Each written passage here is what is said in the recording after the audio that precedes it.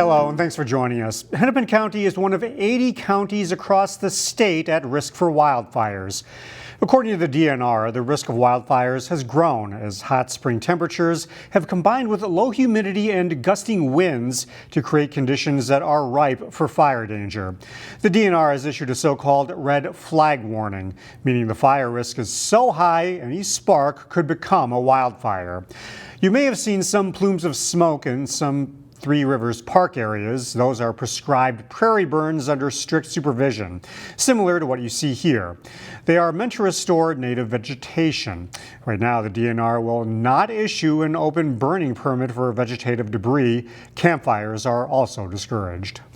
Meanwhile, Robbinsdale police are seeking the public's help in a double shooting investigation at Sanborn Park.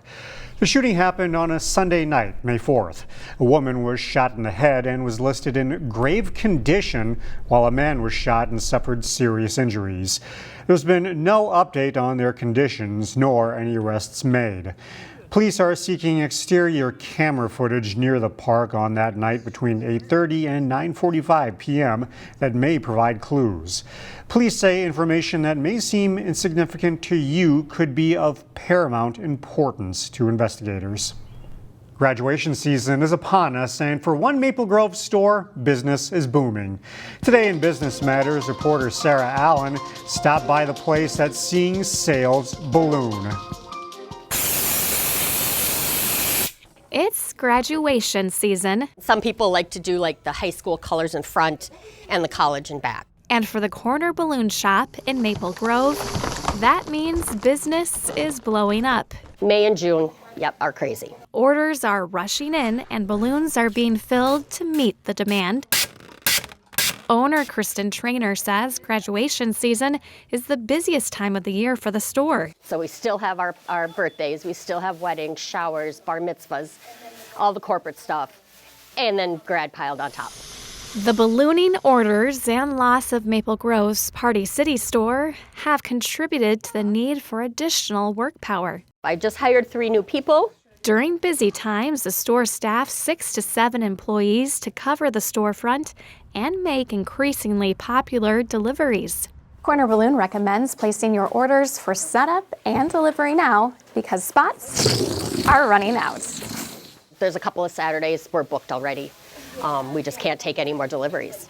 We only have 2 vans. We only have a few people to go around and set up. The store may be at its yearly peak for business, but just like school, it won't last forever. So until things come down, the corner balloon shop will be rising to the occasion. We love it. In Maple Grove, Sarah Allen, CCX News.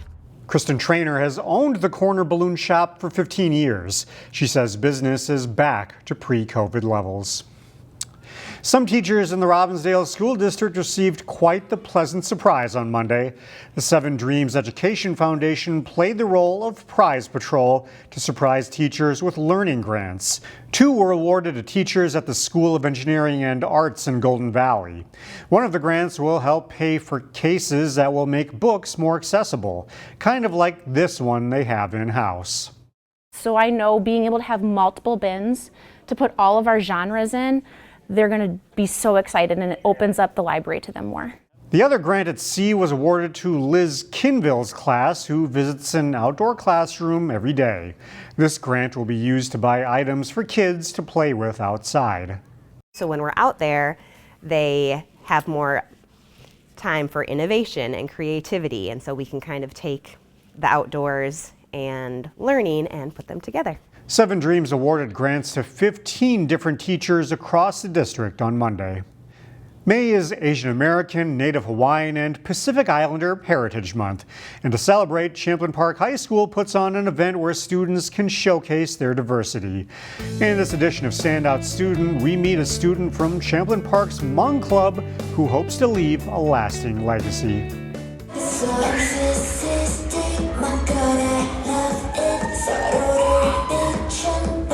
At Champlin Park High School, a celebration of diversity fills the auditorium.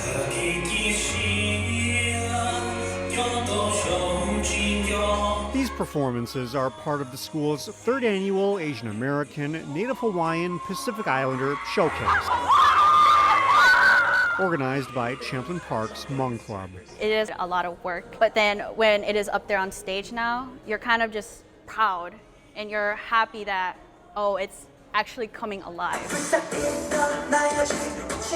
Kylie Herr is one of the organizers and founders of this event. It's a way to honor the school's Asian community and keep their cultural traditions alive. They want to showcase that it's not dying. It's still within our identity in our culture. Champlin Park has nearly 3,000 students, 16% of whom are Asian.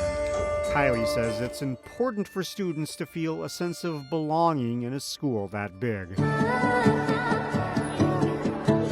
She found her niche with Hmong Club. It allows our students to be open and to feel safe in an area where we can embrace and welcome their ethnic cultures or their backgrounds, their identity of who they are. The club's advisor praises Kylie's leadership qualities. I can just tell that she paid attention to a lot of details, always offered me a lot of feedback, and was just ready to, she's a go-getter. Hello everyone, my name is Kylie. I'm a senior here. A go-getter who worked hard to make sure that Champlin Park's Asian students had a platform to show off their culture. And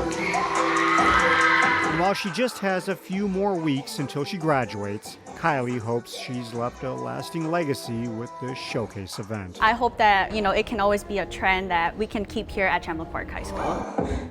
This fall, Kylie Herr will attend the University of Minnesota, where she plans to major in computer science.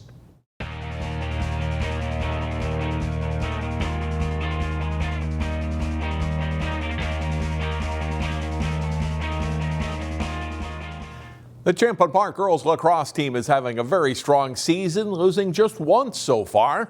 Chaz Moots has highlights from the Rebels' latest win. Champlin Park 8-1 on the season and 5-0 in Northwest Suburban Conference play, taking on 4-4 Andover. First quarter, Rebels in their offensive zone. Miley Jurassic feed right down the pipe. Anna pits in, easy catch and score. CP takes the early lead. The Huskies held their own pretty well after that. Then Ella Thorson with a nice pass to Ella Ray Atkinson. The sophomore skips in a goal. Andover down just 2-1 after one quarter. In the second, Jurassic in traffic dishes to a cutting Reese Hagenbart. That was a reoccurring theme for the Rebels. A few minutes later, after a penalty, Jurassic, a great sweeping underhand shot here for the goal. CP starting to roll up 5-2. Then right before halftime, once again, it's Hagenbart cutting right in the heart of the Husky defense. Pits and finds her for the goal. Champlin Park up 4 at the break. Second half, Jurassic on a fast break finds a hole in the defense. Elena Roll, easy score. Jurassic put up 6 assists and 3 goals for 9 points. Another underhand shot and score here from the junior captain. CP really got rolling in the second half. Hagenbart, who leads the state in goals scored, tallied another 6 in the Rebels' 12-4 win over Andover. CP now 9-1 on the season. In Brooklyn Park, Chaz Moots, CCX Sports. The Providence Academy baseball team has moved up to number 6 in the state Class 2A rankings. The Lions put their unbeaten record on the line Friday night. Great night for baseball at Fortin Field for the Spartans and the Lions. Bottom of the first inning, the Lions' Nick Nathy drives one deep to the base of the left field fence. Romeo Sweet comes around to score, and Providence has the lead for good at 2-1 on Nathy's triple.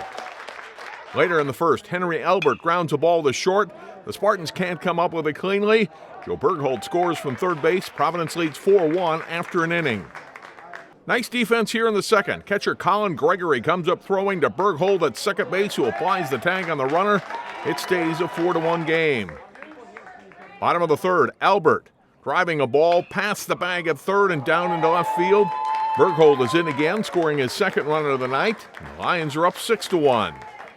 Still in the third, Peyton Bartz lifts a fly ball to center. It's caught, but hit deep enough to score Nick Von Bank from third base to make it a 7-1 game. And it's a big third inning for the Lions. Von Bank at the plate again, singles sharply into right field. Matthew Hunter in with the 7th Providence run of the inning, and it's 12-1. In all, Providence puts up 9 runs in the third. They go on to beat SPA 18-1 in 5 innings to improve to 12-0 on the season. The Providence Academy softball team won the IMAC conference this spring. The Lions are tuning up for the playoffs with a few non-conference games. Jay Wilcox has highlights from a close battle for the Lions. Providence Academy plays host to Howard Lake Waverly Winstead in prep softball. Tied 1-1 in the fourth when Howard Lake's Faith Malik bounces a hit up the middle. Izzy Morris is around to score from second base as the Lakers go up 2-1. An inning later, Aubrey Barnes wraps a hit to right field. That brings Anna Smith in, and the Lakers take a 3-1 lead. But Providence answers in the bottom of the fifth. Cammie Weber's spinning bouncer is mishandled. Audrey Rampetrider scores as the Lions pull within 3-2. Same inning and Lucy Reimer bounces to second. The throw to first, though, gets away, allowing Taylor Ashe to score the tying run, and it's 3-3 after 5 innings. After Howard Lake goes back in front on an error, the Lions down to their final out in the seventh when Stella Siri drops a hit just over the infield to score Reimer, who had doubled. We go to extra innings, tied at 4. In the top of the ninth, Olivia Cardinal fights off the inside pitch and hacks it into short left field. Brecklin Janelle scores what proves to be the winning run as Howard Lake Waverly Winstead beats Providence 5-4 in 9. Jay Wilcox, CCX Sports.